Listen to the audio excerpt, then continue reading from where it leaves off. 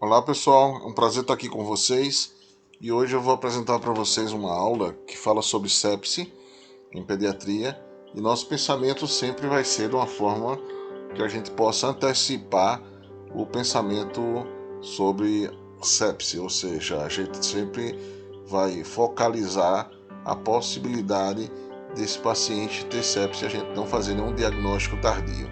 É muito importante que a gente faça as coisas de uma forma, principalmente na criança, de uma forma bem antecipada, de forma que a gente possa antever situações críticas, situações às vezes que podem ter uma dificuldade de reversão. A sepse, de uma forma grave, tem um índice de mortalidade muito alto e a gente quer justamente evitar essa situação, esse desfecho.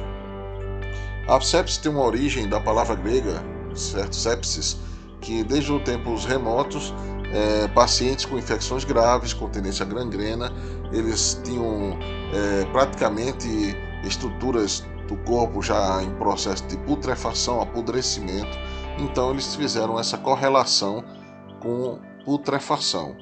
Então seria como se o organismo tivesse padecendo de uma situação de putrefação. E a sepse ela traz várias disfunções, principalmente de origem vascular, hematológica e imunológica. A gente vê que existe, claro, várias situações fisiológicas e que se relacionam com o quadro da sepse, mas a gente vai se ater hoje a momentos, vamos dizer assim, bem pontuais, bem didático e bem resumo, em cima dos pontos mais importantes, onde a gente vai discutir esse momento crítico que seria a sepse. Bom, nos Estados Unidos, ou seja, cerca de 75 mil crianças ao ano são hospitalizadas por sepse grave. Um país que tem uma estatística muito interessante, que mostra uma preocupação de sempre de reduzir custos. E no Brasil, a gente, embora não tenha estatísticas tão fiéis, porque não é uma patologia que tenha que fazer notificação compulsória, mas a gente tem, segundo o ILAS, o Instituto Latino-Americano de Sepse, uma letalidade que pode chegar a quase 60%. Então, é uma coisa muito preocupante, ou seja, se a gente tiver que tratar a sepse, a gente tiver que pensar em sepse, que a gente possa, então, pensar de uma forma de antever e de conseguir tratá-la o mais precoce possível. Bom, 30% dos leitos do UTI eles estão sendo ocupados em média por pacientes com esse tipo de diagnóstico. Então, se a gente conseguir otimizar, lançar a mão de protocolos, conseguir fazer o diagnóstico antecipado, tanto vai reduzir a ocupação desses leitos, como também a taxa de ocupação, que é aquela quantos dias o paciente fica dentro da UTI precisando de insumos e de medicamentos e de suporte avançado. Então a gente consegue diminuir, aumentar a rotatividade e salvar mais vidas. Essa é a principal finalidade da gente também fazer esse diagnóstico precoce. Então é a única forma de trabalhar de uma forma precoce de evitar uma situação tão assustadora, tão crítica e com um desfecho tão ruim que é o desfecho que a gente não deseja. É uma doença sem uma característica clínica específica, não é uma doença que tem um sinal patognomônico, nem um sinal clínico que a gente diga assim, esse sinal é específico de sepse. Mas a gente não pode perder a calma, a gente tem que raciocinar, pensar como é que a sepse se instala, quais são os sinais que ela desencadeia e a partir daí a gente lançar a mão de um pensamento, de um protocolo, que muitas vezes esses protocolos já estão funcionando nas instituições como o Hospital de Trauma, o Hospital Linda Marques, e a gente conhecendo esse protocolo, muitas vezes a gente consegue raciocinar, pensar de uma forma organizada e a gente chegar a uma conclusão de que esse paciente poderia estar se instalando uma sepse. Então esses protocolos de identificação precoce, eles têm sido implementados e vocês à medida que forem trabalhar em serviços, seja qual for, conheçam eles, porque vai ser crucial e importante. Na fisiopatologia, de uma forma simplificada, vários eventos estão ligados à sepse, mas 2 fatores são super importantes. Fatores que estão geralmente ligados a fatores vasculares, né? Vasodilatação sistêmica, êxtase sanguínea periférica e hipoperfusão de órgãos nobres. Então, a vasodilatação sistêmica faz com que aconteça essa êxtase sanguínea e a hipoperfusão de órgãos nobres. Então, dessa forma, a gente vê que vai fazer várias repercussões. Se vai ter uma diminuição de perfusão, vai ter hipóxia. Se vai ter hipóxia, vai ter aumento de consumo de oxigênio e produção de ácido lático, vai ter a anaerobiose. Então, vai ter várias repercussões que a gente vai conseguir detectar. Vai ter também, na parte hematológica, o consumo de fatores de coagulação. Se vai ter aumento de fatores de consumo de fatores de coagulação, então vai aumentar a chance do paciente sangrar, vai aumentar a chance do paciente fazer uma CIVD, vai aumentar a chance do paciente fazer hemorragias, equimoses, hemorragias em pontos de punção. Então a gente vai ter também sinais importantes em relação a esse paciente. Na parte inflamatória, a gente tem vários agentes, citocinas e fatores pró-inflamatórios que estão relacionados à produção, muitas vezes, do agente etiológico, ao tipo do agente etiológico, que ele produz citocinas, e esses fatores pró-inflamatórios, que são fatores de necrose tumoral, e também as interleucinas 1 e 6. E esses fatores eles são responsáveis por várias alterações orgânicas e fisiológicas no corpo. Pode de alteração de permeabilidade vascular, a questão da vasodilatação, muitas vezes são responsáveis por essas toxinas. E às vezes há órgãos a distâncias, que a gente vai ver um pouquinho mais na frente.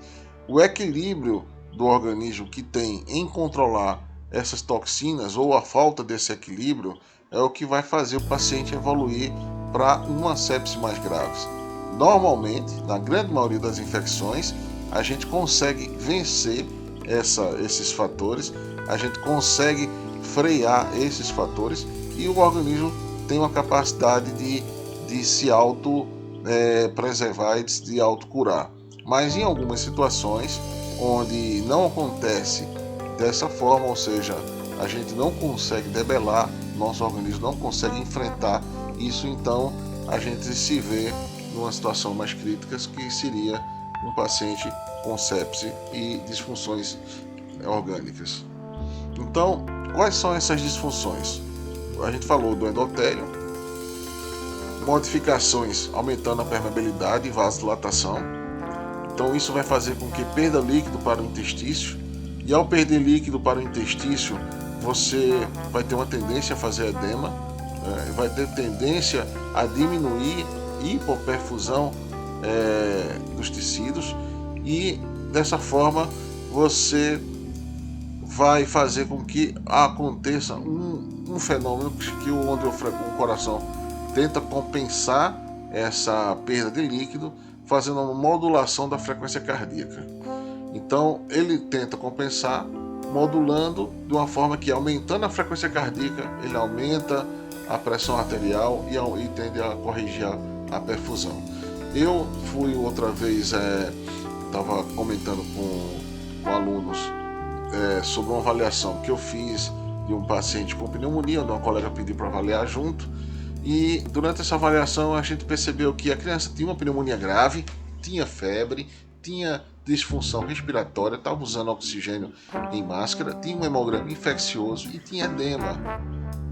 O que me chamou ainda mais atenção de tudo foi essa questão do edema, embora a criança também tinha frequência respiratória elevada, e aliás, que eu já falei isso, mas frequência cardíaca elevada. Então a criança estava dando ali sinais para aquela pessoa de que, olha para mim, minha infecção está me desequilibrando, eu estou com edema, a criança só tinha 1 ano e um pouco mais.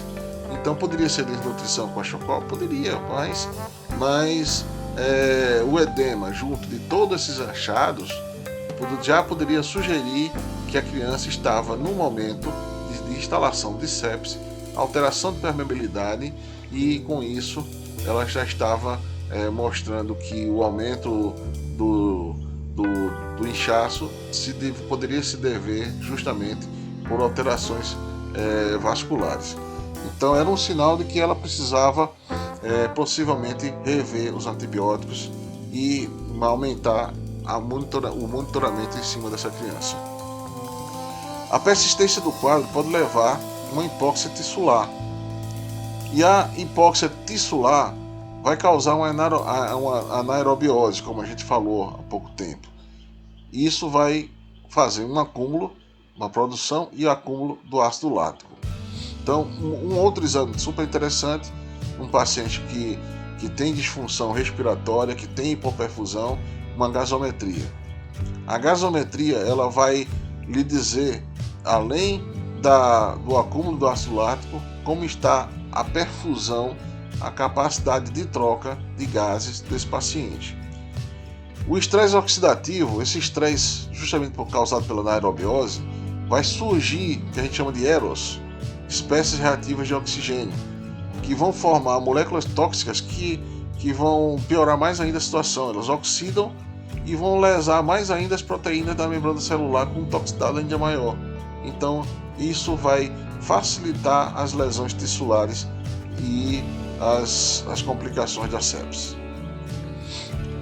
Em paralelo, acontecendo junto a isso, fatores tissulares de lesões diretas e indiretas dos micro-organismos vão estimular fatores de coagulação. Então você, ao solicitar um coagulograma, você vai ver alterações de tempo de coagulação, de atividade enzimática e entre outros achados. Então você vai ter um INR alargado, maior, chegando às vezes até ser maior que 2, que o normal é ficar entre 1 e 2, mas maior que 2. Então a gente vai estar com uma tendência de paciente a ver complicações, tanto de surgir sufusões hemorrágicas, quimose e tal, também o paciente evoluir para uma CIVD. O processo é rápido, às vezes você não vê isso no paciente na tua evolução, e no outro dia você vai ver o paciente está na UTI e o paciente já não é teu. Então é preciso que você aprenda a enxergar quais os sinais precoces, que mais na frente a gente vai ver os sinais de alerta. Então, repercussão nos órgãos. Se o pulmão está afetado, ele vai ter tendência a fazer edema agudo. O edema diminui bastante a capacidade de trocas gasosas, vai dificultar a perfusão. O inchaço que existe aumenta o espaço entre o capilar e o alvéolo, dificultando a passagem e troca desses gases. Alteração de vasodilatação, de ventilação e perfusão, que justamente você precisa aumentar a frequência e aumentar a FiO2 para tentar amenizar a situação de hipóxia, certo? E o paciente, quando ele precisa de cada vez pressões mais elevadas, você está assim de frente a um paciente que está com síndrome de angústia respiratória ou pulmão de Sara. Não vai ser raro, você vai ver na UTI pacientes em decúbito ventral, porque precisa, para melhorar um pouco a perfusão, às vezes eles ficarem pronados na posição de prona durante 18 horas por dia, 18 horas pronado e 6 horas de decúbito dorsal. Os rins também é uma estrutura que se lesa com muita facilidade. A lesão renal, pré-renal e necrose tubular. Então, um paciente que começa a ter uma diminuição da filtração, diminuição da urina em forma progressiva, então você tem que ficar muito atento, manter esse rim aberto, porque senão ele pode evoluir para necrose e você vai estar de frente de um paciente potencial necessidade de fazer diálise peritoneal se for uma criança pequena, ou de mesmo hemodiálise se for um adolescente. Sistema nervoso central são as toxinas que podem ultrapassar a barreira hematocefálica, e a passagem dessas toxinas pode causar meningite asséptica, pode causar coma, convulsões, risco de áreas hemorrágicas. Então o paciente ele pode apresentar durante um quadro de instalação de sepse desorientação. É muito importante assim a gente observar um paciente e considerar a possibilidade da desorientação temporária dele, agitação psicomotora, de estar relacionado a uma possível complicação do quadro infeccioso. Alterações metabólicas como a gliconeogênese, às vezes a gente vê uma criança pequena que está com hidratação com soro glicosado, mas aquela hidratação com soro glicosado não seria suficiente para causar um aumento da glicose capilar ou da glicemia de jejum. Porque o soro glicosado 5% ela não chega nem a 20 ou 30% da necessidade basal de calorias da criança. Então, se a criança estiver em dieta zero e tiver com glicose elevada, é um sinal importante de que pode estar havendo a supressão de insulina, aumento da resistência insulínica e o estado hiperglicêmico ser um sinal de que o paciente está entrando em quadro de sepse. Você vê que as coisas vão se montando e vão mostrando para você os sinais. A sepse, a síndrome inflamatória sistêmica, da resposta sistêmica, ela tem alguns critérios. E entre os critérios, a temperatura maior que 38,5 ou menor que 36, então febre, presença de febre, taquicardia ou bradicardia. Então, o paciente taquicárdico, ele está fazendo a compensação da frequência respiratória através da frequência cardíaca, da pressão arterial e da vasodilatação. Bradicardia é um evento ruim, um evento de prognóstico ruim. Taquipneia seria também um momento de paciente tentar melhorar um pouco da hipóxia sistêmica, é uma resposta a essa hipóxia, tentar liberar CO2, muitas vezes o paciente está retendo CO2 na gasometria. A leucocitose, ou seja, a presença de um processo infeccioso, ou até mesmo a leucopenia, que é um quadro mais grave em bebês pequenos, pode acontecer, e ou leucocitose às vezes com 10% de neutrófilos imaturos, ou seja, de via esquerda. Então tem uma infecção associada, certo? Então a sepse seria a síndrome inflamatória da resposta sistêmica mais uma infecção associada. Fica atento a essas informações. Sepse grave vai ter disfunção de órgãos importantes. A disfunção cardiovascular ou pulmonar, certo? Então são os primeiros órgãos afetados. Você tem as compensações cardíacas, como a gente viu, e vai ter os edemas e as diminuições e os achados relacionados à hipóxia e que vai ser modulado frequência respiratória mais elevada, diminuição de perfusão, ventilação, etc. Os outros órgãos também podem ser afetados, órgãos como rins, fígado e cérebro. A gente viu que pode evoluir até para insuficiência renal, alterações importantes de função hepática, TGO, TGP, bilirrubinas, e aqui também no cérebro as meningites assépticas e inclusive pequenos acidentes vasculares. O choque séptico em si seria uma situação bem crítica, onde vai haver uma disfunção cardiovascular. No caso do choque séptico, você vai ter que fazer às vezes até 40 ml por quilo em fluidos, né? E esse choque ele se mantém, persiste até essa tendência de hipotensão, mesmo após 40 ml por quilo em 1 hora. Você pode fazer 20 ml por quilo em 2 expansões. Mas o choque séptico refratário seria aquele que a disfunção cardiovascular é ainda maior, onde persiste o quadro de choque, mesmo após 60 ml por quilo, e o paciente ainda precisa de drogas vasoativas. Geralmente a gente usa dobutamina como uma droga muito boa para aumentar a modulação cardíaca, aumenta tanto a força da ejeção, como aumenta também a frequência cardíaca, mas também outras drogas como dopa e nora podem ser consideradas de acordo com o critério clínico. Fatores de risco: criança menor de 1 ano. Então, toda criança menor de 1 ano tem facilidades para infecção. Então, a mortalidade infantil é muito maior enquanto menor for a criança. Né? Tanto que crianças pequenas com 2, 3 meses com infecção urinária, a tendência é a gente tratar através de internação clínica. E crianças maiores com infecção urinária se trata em casa. Pacientes com doenças crônicas, tanto pacientes que já têm patologias anteriores, né? Pacientes que já têm doenças pré-existentes, imunossuprimidos, né? Pacientes que usam dispositivos invasivos, como acesso central. O acesso central é um catéter onde você vai incluir fluidos e medicações e nutrição parenteral, e esses catéteres estão localizados num vaso de grosso calibre, e de uma certa forma é um acesso, uma porta de entrada para a infecção. Então tem que ficar bem atento, principalmente acessos que já tem vários dias de que foram feitos, e a gente fica atento à possibilidade de contaminação. Então eles têm um protocolo de cuidado, e se a gente vê sinais flogísticos, irritação, produção de alguma secreção da região pericatéter, a gente já pode ter critérios para solicitar a remoção dele ou a troca.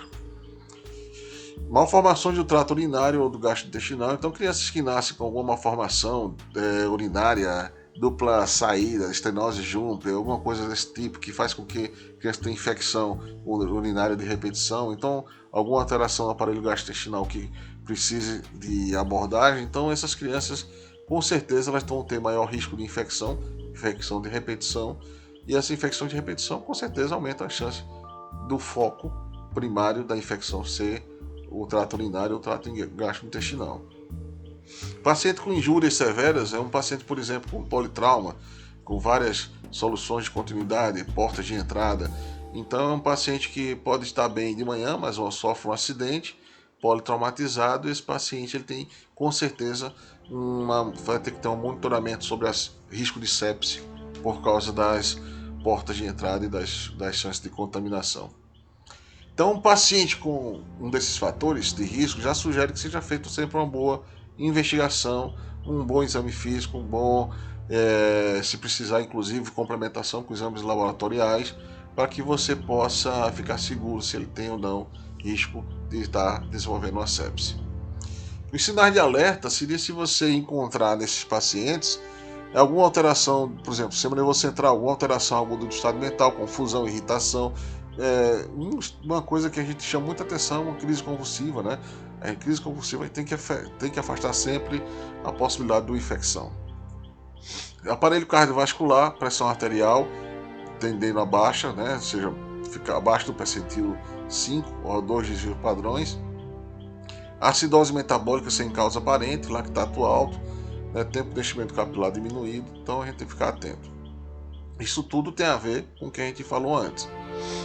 O parto respiratório, essa relação aqui, PaO2, FiO2, é o que a gente chama de relação entre a perfusão e a oferta de oxigênio. Então a gente sabe que tem uma boa perfusão quando a PaO2 é boa, certo? Mas se a perfusão for boa às custas de uma FiO2 alta, aí a gente sabe que a perfusão não é tão boa assim, certo? Quando essa relação ela dá um valor menor que 300, então a gente sabe que essa relação ela não está entre as melhores. Então o paciente possivelmente está precisando de oxigênio terapia e pode até estar em ventilação mecânica. Débito urinário, criança toda vez que tem um débito urinário pequeno, pode estar desidratada, eu vou pensar em sepse por desidratação? Não, mas você vai justamente pegar esse valor e observar os outros sinais. Tem uma infecção junto? Porque a gente procura, o mais básico é procurar a infecção, certo? Tem alguma coisa mais que possa correlacionar ao débito urinário? Então é isso que o X da questão de pensar em sepse é fazer a união de vários achados que a gente encontra. Então a diurese menor do que 0,5 pode estar relacionada a uma hipoperfusão, certo? Ou seja, e pode estar relacionado às questões de vasodilatação e perfusão de órgãos nobres. Então, a gente vai principalmente ver uma alteração de creatinina, certo? Então, teve uma hipoperfusão, alteração de creatinina, a gente tem um dado importante. Sistema hematológico, plaquetopenia, índice de UNR aumentado, maior que 2, ou seja, isso no coagulograma. Isso vai fazer com que a gente pense que fatores de coagulação poderiam estar também comprometidos. Isso a gente correlacionando com alteração hepática, aumento de bilirrubina, transaminase elevada, tudo isso aí vai aumentando, vai fomentando o pensamento da gente estar num quadro de instalação de sepse. Então gente, você viu que a gente tem que pensar em sepse, não pode deixar de pensar. A gente sempre tem que estar com aquele pensamento de que eu tenho que descartar essa possibilidade e não pensar nela se alguém aventar ou se eu ver um exame. Pelo contrário, eu sempre pensar em sepse para excluir a sepse. É essa a metodologia que a gente tem que botar na nossa cabeça. A gente tem que estar sempre pensando na possibilidade dela estar ocorrendo. Se a gente pensar dessa forma, a gente vai salvar vidas, a gente vai fazer com que o nosso conhecimento tenha valido a pena, certo? Então, pensem em sepse, certo? Essa era a finalidade dessa aula de hoje, para que a gente possa mentalizar a nossa forma de pensar, a nossa forma de raciocinar. Eu agradeço a todos, certo? Vou fechar apenas com mais uma informação, que assim, o tratamento vai depender muito do foco. Então, eu não especifiquei antibiótico X, Y e Z, porque vai depender muito do foco. Se o foco é urinário, se o foco é pneumonia, se o foco é uma artrite séptica, se o foco é um foco gastrointestinal. Então, vocês já estudaram pneumonia, artrites, infecções urinárias, então vocês sabem quais são os antibióticos empíricos e quais são os antibióticos de entrada, certo? Então, a gente sempre é um eterno aprendizado. Medicina é uma eterna relação aluno-professor. Mais na frente a gente não sabe nem mais quem é o professor. Todo mundo é professor. Eu aprendo com vocês aprendem comigo. E assim a gente vai crescendo, a gente vai ampliando o nosso conhecimento. Então a gente vai sempre discutindo, vai vendo as relações, conheçam os protocolos. Os protocolos vão estar orientando de acordo com os focos, quais locais, que os achados e o que é mais importante, depois são as culturas. As culturas nos orientam ou nos mostram se a gente está no caminho certo do pensamento do agente etiológico. Muito obrigado. Eu espero que isso possa ter ajudado vocês a abrir um pouco a cabeça de como pensar em sepse, certo? É uma aula um pouquinho diferente, eu acredito, mas que eu acho que pode vir a trazer bons pensamentos para vocês. Então a gente vai seguir agora com a discussão no chat. Um abraço a todos e vamos em frente.